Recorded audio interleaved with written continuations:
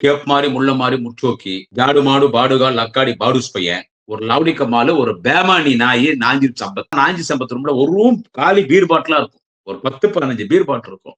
Number 1 பொம்பள பொறுக்கி. மல்லிகா லாட்ஜே நாறும். அப்ப சொன்னா, மதிமுகல கூட்டமே இல்ல. முடிஞ்சிச்சு அவ்வளவுதான்னா. அட பொறம்போக்கு நாயே! வயித்துக்கு சோறு துன்றியா? இல்ல பண்ணி மனத்த தின்றியா? என்ன வாயடா எப்பா சாமி! என்னதான் பேசுனே தெரியலடா அப்பா டேய்! இப்ப ரீசென்ட்டா விஜய் என்ன பேச்சு பேசுனான்டா? நான் கூட கம்மியா தான் பேசுறேன். விஜய் என்ன பேச்சு? ஐயோ! ஐயோ! ஐயோ! தற்குறி அண்ணா, முதலமைச்சர் ஆக முடியாதண்ணா, அவன் ஒரு பொம்பள பொறுக்கி அண்ணா. நடிகர் விஜய 2 பொம்பள பக்கத்துல படுக்காட்டி தூக்கம் வராதான் புடிச்ச மாரி பேசுனான்.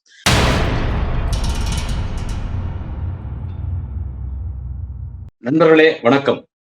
குடியாத்தம் குமரன். இந்த பதிவுல நான் யார பத்தி பேச போறேன்னா, ஒரு 420, 420, 840, ஒரு கேப் மாரி, முள்ள மாரி, முற்றோக்கி, ஜாடு மாடு, பாடுகால், லக்காடி, பாடுஸ் பையன். கொள்கைன்னா என்னான்னு கேட்பான். கொள்கைன்னா என்னான்னு கேட்பான். என்ன சொல்றது? நியாயம், நீதி, நேர்மைன்னா என்னான்னு கேட்பான். மனிதாபிமானம்னா என்னான்னு கேட்பான். என்ன? ஒரு வாடகை வாயன், ஒரு ஆண் விபச்சாரி, ஒரு அரசியல் விபச்சாரி, ஒரு லவடிக்க பால், ஒரு லவடிக்க மாலு, ஒரு பேமானி நாயி, நாஞ்சில் சம்பத். இந்த வார்த்தைகள் போருமா அவன சொன்னது. அவனுக்கு அதாவது இந்த உலகத்துல இருக்கிற எல்லா கெட்ட வார்த்தையும் அவன நம்ம திட்டலாம். வெளிநாட்டுல பல மொழிகள் இருக்குது. அந்த மொழியில இருக்கிற கெட்ட வார்த்தையெல்லாம் தமிழுக்கு டிரான்ஸ்லேட் பண்ணி அவன நம்ம திட்டலாம். அதுக்கெல்லாம் ஒரு தகுதியானவன். அவனுக்கு கொள்கைன்னா என்னன்னே தெரியாது. அவன் தமிழ்நாட்டுல போகாத கட்சி கிடையாது. தமிழ்நாடுல ஒரு சிலர் இருக்காங்க இவன மாரி. இந்த தமிழறிவு மணின்னு ஒருத்தன் இருப்பான். அவனுடைய மிகப்பெரிய கட்சி 6 கோடி பேர் தமிழ்நாட்டுல அவன் கட்சியில இருக்கிறாங்க. போய் தமிழ் மாநில காங்கிரஸ் கட்சியில போய் சேர்ந்துட்டான் இருப்பாங்க. அவன் இந்த பழக்கருப்பையா என்ன சொல்றது? அப்புறம் இந்த இவன் நாஞ்சி சம்பத் இது ஒரு கேங் ஒண்ணு இருக்குது. இவனாவது கட்சி மேடையில போய் பேசுவான். அவனுங்கெல்லாம் ஒரு மாதிரி சைஸ். இவன் இந்த நாஞ்சில் சம்பத்து இவன் போவாத கட்சி கிடையாது. ஆரம்பத்துல திமுக, அப்புறமா மதிமுக, அப்புறமா அதிமுக. அதிமுக இருக்கும்போதே ஜெயலலிதா செத்த உடனே சசிகலா கிட்ட போனான், டிடிவி தினகரன் கிட்ட போனான், ஓபிஎஸ் கிட்ட போனான். அப்புறம் திராவிட இயக்க பேச்சாளர் திமுக மேடைக்கு வந்துட்டான். அவனை திமுக மேடையில ஏற்றிடக்கூடாது. அவனை திமுக மேடையில ஏற்றிட்டான். திமுக மேடையில திராவிட இயக்க பேச்சாளர் எல்லா பேச்சாளர் தாலி அறுத்தான். எல்லா கூட்டம் இவனே பேசணும். மாசத்துக்கு 30 நாள்னா 30 நாள் கூட்டம். அண்ணன் உதயநிதி ஸ்டாலின் மாண்புமிகு துணை முதலமைச்சர், நாளைய முதல்வர், இளைஞரணி செயலாளர் எங்கள் அண்ணன் உதயநிதி, வாலிப கலைஞர் எங்கள் அண்ணன் உதயநிதி ஸ்டாலின் இவனுக்கு மாசமெல்லாம் இளைஞரணி சார்பா கூட்டம் கொடுத்தார். கூட்டத்துக்கு ₹1,00,000. ₹1,00,000 அவனுக்கு கூட்டத்துக்கு. அவனுக்கு ராஜ மரியாதை எங்க போனா. திராவிட இயக்க பேச்சாளர்னே பேசினான்.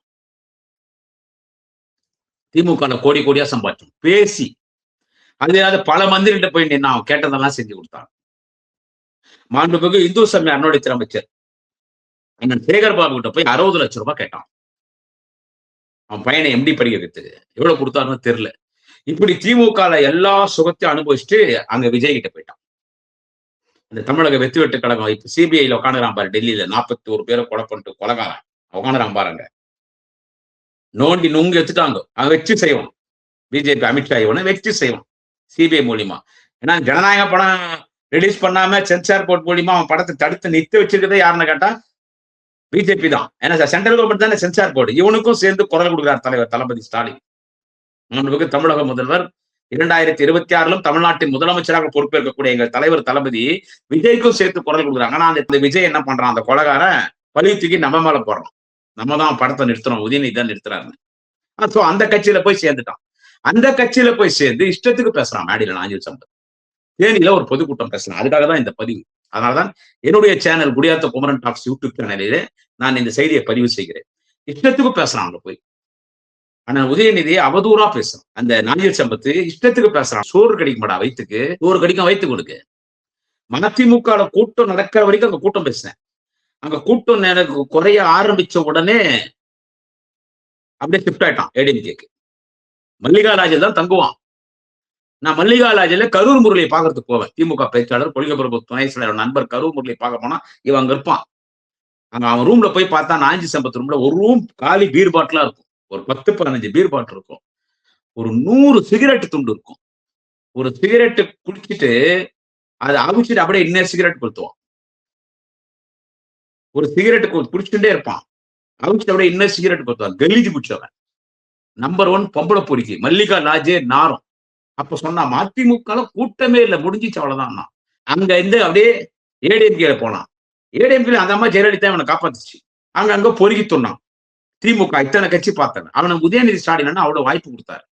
இப்ப அங்க போயிட்டு அண்ணன் உதயநிதியை பார்த்து இவன் கேட்கறான். நாஞ்சில் சம்பத் என்ன கேட்கறான்னு கேட்டா, திமுகல உதயநிதி ஸ்டாலின் விட்டா வேற யாரும் இல்லையா இளைஞரணி செயலாளர் பொறுப்புக்குன்னு கேட்கறான். ஆனா புறம்போக்கு நாயே, வயிற்றுக்கு சோறு துன்றியா இல்ல பண்ணி மனத்தை தின்றியா? என்னடா தின்ற நாஞ்சில் சம்பத்? நீ தானடா சொன்ன திமுகலே இளைஞரணி செயலர் பொறுப்புக்கு ஒரு தகுதியான ஒரு தலைவன் யார் என்று கேட்டால் தம்பி இளைய தளபதி உதயநிதி ஸ்டாலின். தமிழக வெற்றி விட்டு கழகம் அந்த பொறிப்பேன் விஜய் கிட்ட போய் சேர்ந்தப்பார் அந்த கட்சியில. அதுக்கு 10 நாளைக்கு முன்னால அண்ணன் உதயநிதி பிறந்தநாள் மேடையில பேசினியடா. 10 நாளைக்கு முன்னால அண்ணன் உதயநிதி ஸ்டாலின் பிறந்தநாள் மேடையில பேசினான். திமுக இளைஞரணி செயலாளர் பொறுப்பு வகிப்பதற்காகவே, இளைஞரணி செயலாளராக பொறுப்பேற்று பணியாற்றுவதற்காகவே இந்த மண்ணில் பிறந்தவன் சகோதரி துர்கா கருவறையை ஆணாக கருத்தரித்தவன் என் தம்பி உதயநிதி ஸ்டாலின். உதயநிதி ஸ்டாலின் இளைஞரணி செயலாளராக பொறுப்பேற்ற பிறகுதான் இளைஞரணிக்கு ஒரு வரலாறு. இளைஞரணியால் உதயநிதிக்கு ஒரு வரலாறா, உதயநிதியால் இளைஞரணிக்கு வரலாறா என்று கேட்டால் நாளைய தமிழகம் தம்பி உதயநிதி ஸ்டாலின் அவர்களால் தான் இளைஞரணிக்கு வரலாறு. ஒரு ஆளுமிக்க தலைவன் உதயநிதி ஸ்டாலின். இந்தியாவில் மாநில அளவில் தேசிய அளவில் எத்தனை இயக்கங்கள் இருக்கிறது, எந்த இயக்கத்திற்கும் கிடைக்காத இளைஞரணி செயலாளர் திராவிட முன்னேற்ற கழகத்திற்கு தம்பி உதயநிதி கிடைத்திருக்கிறார்னு எந்த வாயுடா பேசிச்சு, எந்த வாயு பேசிச்சு சொல்லடா நாஞ்சில் சம்பத்? நீ தானடா பேசுன. இப்ப அங்க போய் என்ன பண்றான், தேனியில மேடையில ஏறி உதயநிதி ஸ்டாலின் தானா வேற யாரும் இல்லையான்றான். இவன் எல்லாம் என்ன பேசுறது? அவனை செருப்பத்தான் அடிக்கணும். ஏண்டா உன்னை எப்படி உன்னை பெத்தாங்கல செஞ்சாங்கடா, என்னடா நீ ஒரு மனுஷ ஜென்மம். அப்புறம் இளைஞரணி நிர்வாகிகள் கூட்டத்தை கிண்டல் பண்றான். திருவண்ணாமலையில மாண்புமிகு நெடுஞ்சாலைத்துறை மற்றும் பொதுப்பணித்துறை அமைச்சர் அருணையின் செல்வம் மாண்புமிகு அண்ணன் ஏவாவேலு ஒரு மண்டலத்தினுடைய இளைஞரணி கூட்டம் நடத்தினார். நிர்வாகிகள் கூட்டம், மாநாடு கிடையாது, இளைஞரணி நிர்வாகிகள் கூட்டம். மாவட்ட அமைப்பாளர்கள், துணை அமைப்பாளர்கள், மாநகராட்சி அமைப்பாளர்கள், துணை அமைப்பாளர்கள், பகுதி கழகம், நகரக் கழகம், ஒன்றிய கழகம், பேரூர் கழக அமைப்பாளர்கள், துணை அமைப்பாளர்கள், கிளைக்கழக இளைஞரணி அமைப்பாளர்கள், துணை அமைப்பாளர் கூட்டம் நடத்தினார். எழுச்சியான கூட்டம். அதை கிண்டல் பண்றான் இவன் நாஞ்சில் சம்பத். அதை கிண்டல் பண்றான். அவன் வந்தவங்க யாரு இளைஞர் இல்லைன்றான். வேற யாரா கிளப்பாடு உன்ன மாதிரி கிளம்புன காணாங்க டை பூசிக்கின எல்லாம் பியூர் இளைஞர்கள்.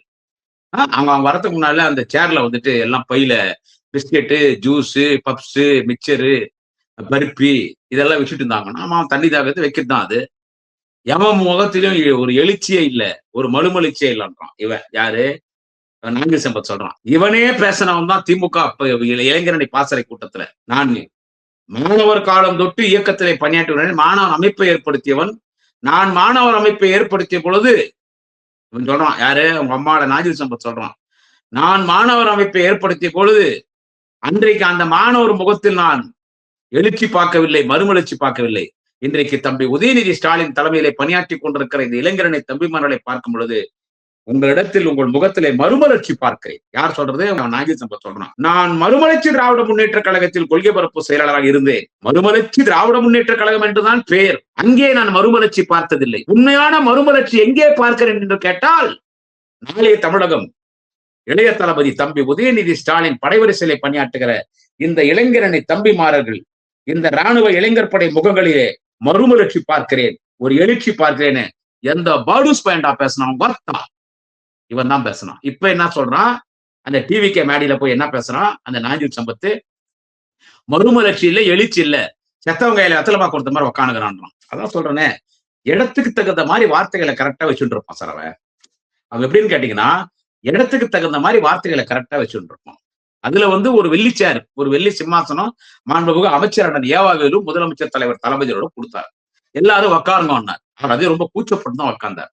கால் மேல கால் போடுவார், வேணான்னார். இல்ல சும்மா கால் மேல கால் போட்டு எடுத்துருவார். சரி எல்லாமே சொல்றாங்களேன்னு கால் மேல கால் போட்டு எடுத்துட்டார். நம்ம குடும்போட நம்ம ஜாலியாக அதை அவங்க கிண்டல் பண்றோம். ஊராந்தாலி அறுத்து வெள்ளிச்சேர் கொடுத்தாங்க முதலமைச்சர். டே வாயில என்ன இது? ஏன் சேனல் ஆகுது? முடியாத குமரன் டாக்ஸ் ஏன் சேனல் ஆகுது? ஊராந்தாலியா இருக்கிறது யார்? நீடா. ஊராந்தாலி அர்த்தவன் நீடா.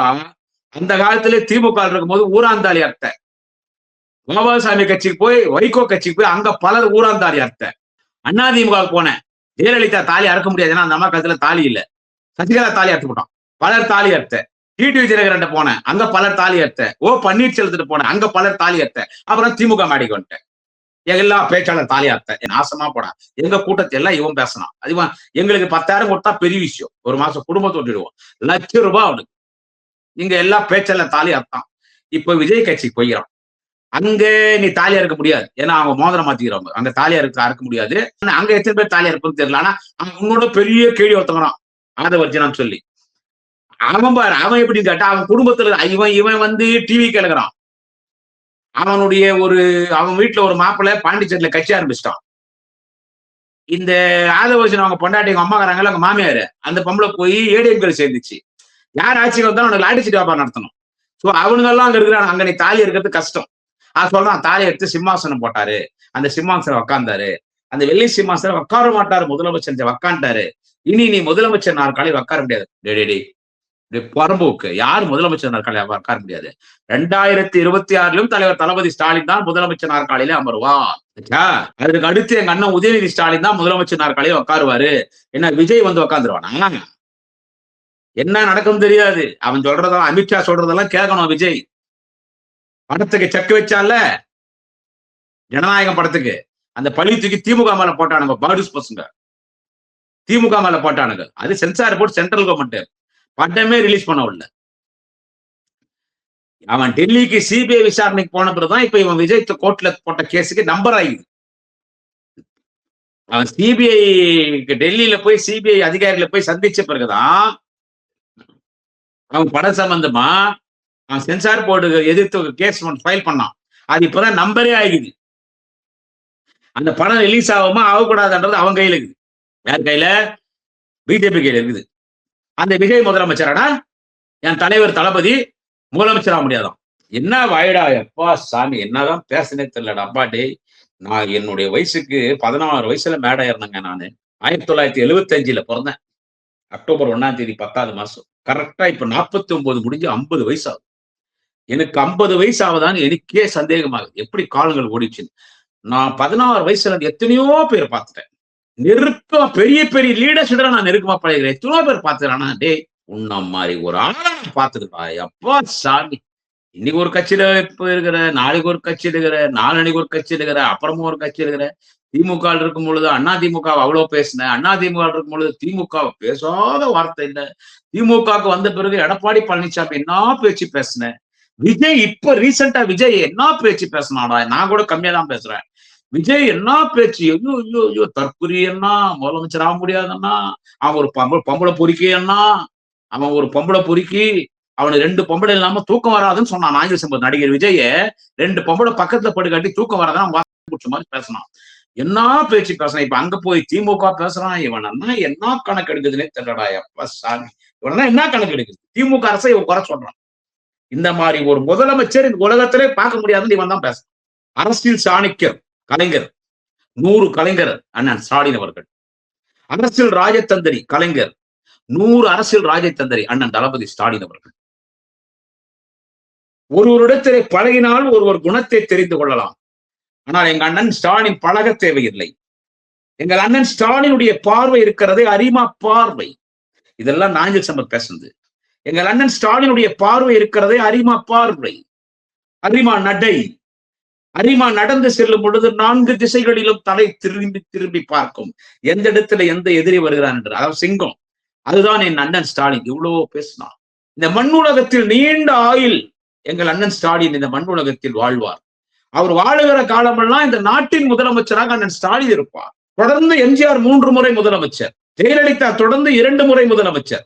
ஆனால் தொடர்ந்து இன்னும் 15 ஆண்டுகளுக்கு இந்த மண்ணிலே முதலமைச்சராக பணியாற்றக்கூடிய தலைவன் தான் எங்கள் அண்ணன் ஸ்டாலின். இது தலைவனுக்கு இருக்கிற தகுதி மோடிக்கே இல்லடா, அமெரிக்கா ஜனாதிபதி ட்ரம்புக்கே இல்லடா. இவ்வளவும் பேசுறது யாருன்னு கேட்டா லக்காடி மயன் நாஞ்சில் சம்பத் பேசினான். இவ்வளவும் இப்ப என்ன சொல்றான், அடுத்த முதலமைச்சர் இல்லைன்றான். இவனை எந்த கணக்குல நீங்க வைக்கிறீங்க சொல்லுங்க சார். இப்ப முதலமைச்சர் இல்லைன்றான். லேப்டாப் கொடுத்து சிரிக்கிறான். எல்லாருக்கும் கொடுத்துட்டியா? எல்லாரும் கொடுத்தாச்சுரா. 20 லட்சம் பேர் கொடுத்துக்குது.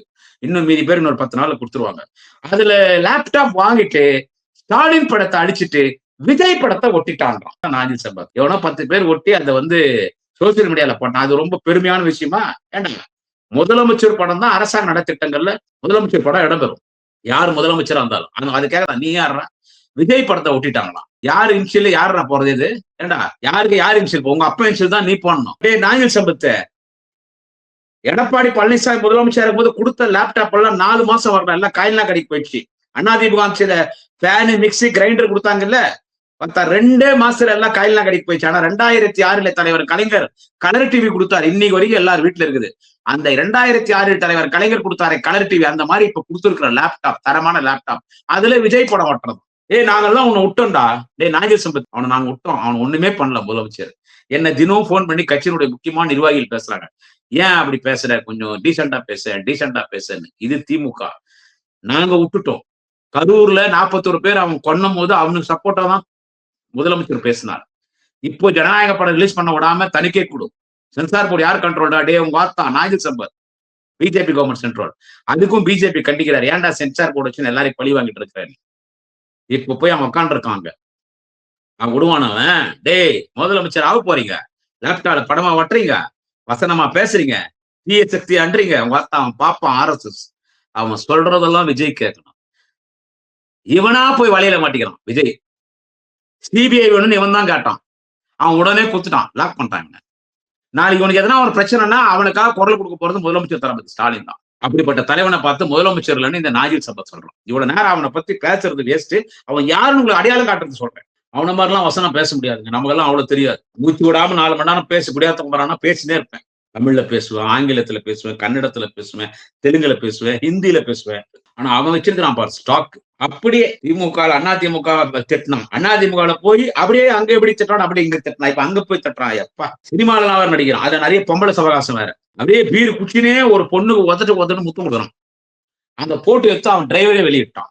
அந்த மாதிரி பாடூஸ் பொம்பளை பொறிக்கு, இவனும் ஒரு பொம்பளை பொறிக்கு. ஆனா அவனுடைய பிராண்ட் பீர் மட்டும் தான், கிங்ஃபிஷர் பீர் பிராண்டா தான் குடிப்பான். Vijay Mallya brand Kingfisher. ஒரு கட்சியில 2026 எங்கடா போவேன், அதுக்கு பிறகு அந்த கட்சி கிடையாது. அப்ப எங்க போவேன், அப்ப உன்னை யாரும் சேர்க்க மாட்டாங்க. அப்ப எதனா போவான் எங்கன்னா. விஜயை நீ பார்க்க முடியாது. ஏன்டா விஜய் போய் பார்க்கலன்னு கேட்டா என்ன சொல்லுவான் நாகேஷ் சம்பத்து, என்ன சொல்லுவான், எங்க பார்த்த அவனை நான் கட்சியில சேர்க்கும் போது அந்த லாட்டரி சீட் இருக்கிற ஆதவர்ஜுனா கூப்பிட்டு போனான். அப்ப அவன் அவங்க ஃபேன்னு சொன்னான், அவன்கிட்ட பேசினேன்.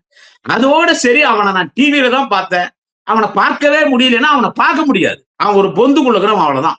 அவன் ஒரு பொந்து குழுக்கிறவன். அதான் நாகேஷ் சம்பத்தை சொல்றேன். திமுக காரன் பத்தி உனக்கு தெரியும்ல. இன்னொரு முராண்டன் உதயநிதி பத்தி, தளபதி பத்தி மேடையில எங்கன்னா பேசினீங்கன்னா அவன் செருப்பொடி வாங்குவேன். பாடூஸ் பையன. நன்றி, வணக்கம். நாளை இன்னொரு பதிவிலே சந்திக்கிறேன். நீங்கள் எனது சேனலுக்கு ஆதரவு தர வேண்டும். பெரிய அளவில் இந்த சேனல் வளர வேண்டும். அதற்கு நீங்கள் முக்கியமா செய்ய வேண்டிய பணி, சப்ஸ்கிரைப் செய்ய வேண்டும். குடியாத்த குமரன் டாக்ஸ் யூடியூப் சேனலை சப்ஸ்கிரைப் செய்யுங்கள், ஷேர் செய்யுங்கள், லைக் செய்யுங்கள். வணக்கம். நாளை இன்னொரு பதிவிலே சந்திக்கிறேன்.